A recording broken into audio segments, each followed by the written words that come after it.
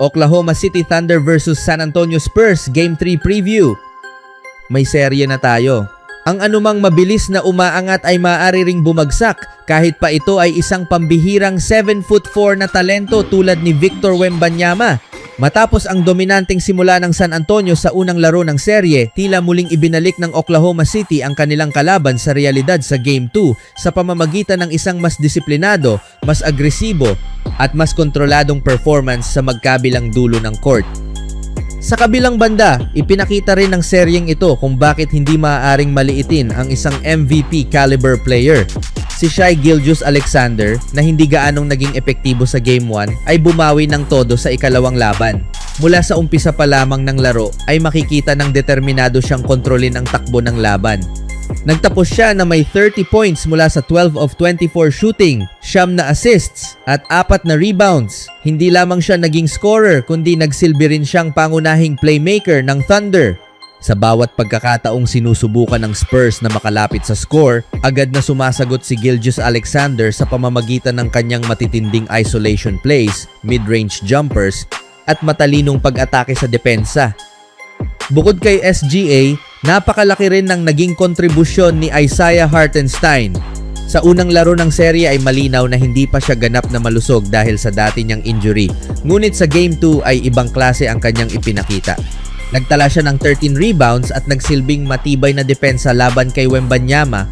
Hindi madaling pigilan ng isang player na may kombinasyon ng taas, haba ng galamay at kakayahan sa opensa tulad ni Wemby. Ngunit nagawa ni Hartenstein na gawing mas mahirap ang bawat attempts nito. Gumamit siya ng pisikal na depensa, tamang positioning at matinding energy upang hindi makuha ni Wembanyama ang kanyang karaniwang ritmo. Noong magsimula ang NBA playoffs ngayong taon, marami agad ang tumingin sa posibleng seryeng ito bilang isa sa pinakamagandang maaaring mangyari sa postseason.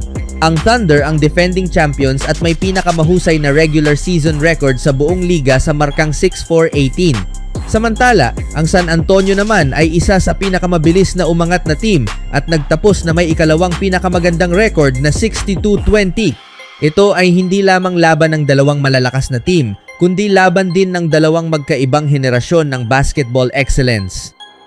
Ang Oklahoma City ay kilala sa kanilang mabilis na ball movement, disiplinadong depensa at mahusay na sistema sa ilalim ng kanilang coaching staff.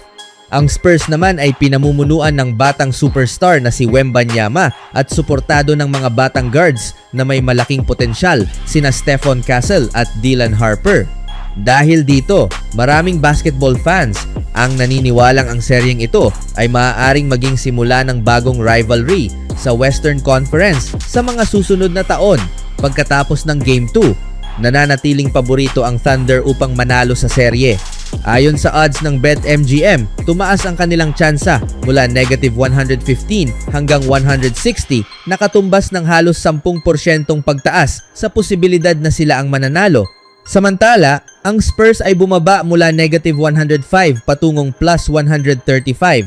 Tanda na mas maraming fans ang naniniwalang kayang kontrolin ng Oklahoma City ang serye matapos ang kanilang dominanteng panalo. Gayunpaman, hindi ibig sabihin nito na tapos na agad ang laban. Sa katunayan, ang OKC ay pumasok pang ang bahagyang underdog sa Game 3 na gaganapin sa San Antonio na may +1.5 spread. Kapansin-pansin ito dahil ayon kay Ben Focus ng Yahoo Sports, ang Oklahoma City ay naging paborito sa 33 magkakasunod na postseason games bago ito. Ipinapakita lamang nito kung gaano kalaki ang respeto ng oddsmaker sa home court advantage ng Spurs at sa kakayahan nilang bumawi kapag nasa sarili nilang arena. Isa sa pinakamalaking alalahanin ng San Antonio ay ang kalusugan ng kanilang mga guards. Si De'Aaron Fox, na isang mahalagang bahagi ng opensa at transition game ng team, ay hindi pa rin nakalaro sa Game 2. Ang kanyang bilis at kakayahang gumawa ng plays ay napakahalaga upang mabigyan ng mas maraming espasyo si Wembanyama sa loob ng court. Kapag wala si Fox, mas madaling tutukan ng depensa ng Thunder si Wemby dahil nababawasan ang pressure mula sa perimeter. Bukod pa rito, isa pang masamang balita para sa kanila ay ang injury ni Dylan Harper na napilitang umalis sa laro dahil sa injury sa kanyang kanang binti. Bagamat bata pa lamang si Harper, malaki na agad ang naging papel niya bilang secondary playmaker at scorer para sa team. Ang pagkawala niya ay maaaring magdulot ng malaking problema sa rotation ng Spurs lalo na sa backcourt. Napakahalaga ng guard play sa modernong NBA, lalo na kapag may dominanting big man tulad ni Wembanyama. Kapag mahusay ang guard sa pag-atake at paglikha ng opensa, napipilitan ang depensa na mag-collapse o mag-adjust na nagbibigay ng mas maraming pagkakataon sa center na makascore sa loob. Ngunit kapag kulang sa healthy at productive guards, nagiging mas predictable ang opensa ng team. Ito ang eksaktong nangyari sa kanila sa ilang bahagi ng Game 2. Samantala, para naman sa OKC, malaking bagay ang pagbabalik ni Hartenstein sa kanyang pinakamahusay na kondisyon. Hindi lamang siya naging epektibo sa rebounds, kundi naging isang malaking istorbo rin siya kay Wembanyama sa depensa. Sa tuwing sinusubukan ni Wemby na umatake sa paint, nandoon si Hartenstein upang hadlangan siya o pilitin siyang gumawa ng mahihirap na shots. Ang kanyang pagiging pisikal ay tila nakaapekto sa kumpiyansa ng batang French superstar. Isa sa pinakamalaking naging susi ng Thunder sa kanilang panalo ay ang kanilang depensa. Napuwersa nila ang Spurs na gumawa ng 21 turnovers habang sila naman ay nagtala lamang ng 10.